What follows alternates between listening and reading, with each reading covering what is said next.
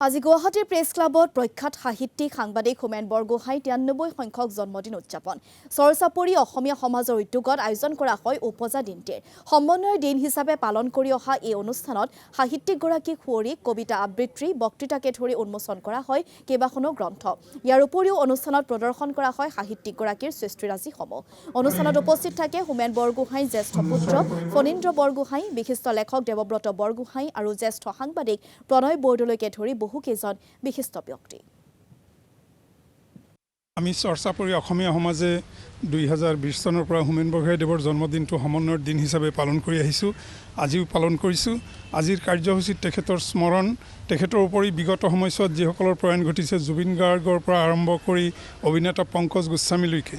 দীপক শৰ্মা মীৰা ঠাকুৰ শিৱপ্ৰসাদ গগৈ অনুভৱ তুলসী বিভিন্নজনক আমি স্মৰণ কৰিছোঁ আজি আৰু হোমেন বৰগোহাঁইৰ বিষয়ে যিমান গ্ৰন্থ লিখিছে সকলোখিনি প্ৰদৰ্শনী দিছোঁ তদুপৰি হোমেন বৰগোহাঁইৰ বিষয়ে লিখা কবিতা আৰু হোমেন বৰগোহাঁইৰ নিজৰ কবিতা সেইবোৰ আমি ইয়াত আবৃত্তি কৰিছোঁ হোমেন বৰগোহাঁই ছাৰৰ আজি জন্মদিন এই দিনটোত মই ছাৰলৈ মোৰ শ্ৰদ্ধা যাচিছোঁ আচলতে ছাৰৰ সৈতে কাম কৰাৰ সৌভাগ্য হৈছিল আৰু আজিৰ দিনটোত সেই কথাখিনি আমি ৰোমন্থন কৰিছোঁ ইয়াত কাৰণ ছাৰৰ আমি জানো যে তেওঁ সাহিত্যিক আৰু সাংবাদিক হিচাপে ছাৰ জনাজাত আছিলে কিন্তু একে সময়তে ছাৰৰ যিটো শিশুলম্মত সেই মানুহটোৰ কথা আজি ইয়াত অলপ সময় আমি উল্লেখ কৰিলোঁ আৰু আজি চৰচাপৰি অসমীয়া সমাজ তেওঁলোকে আজি ইয়াত ছাৰৰ জন্মদিনটো সমন্বয়ৰ দিনৰূপে উদযাপন কৰিছে আৰু আজিৰ দিনটোত এখন মই ইছমাইল হুছেইন তেখেতৰ এখন ইছলামধৰ্মীৰ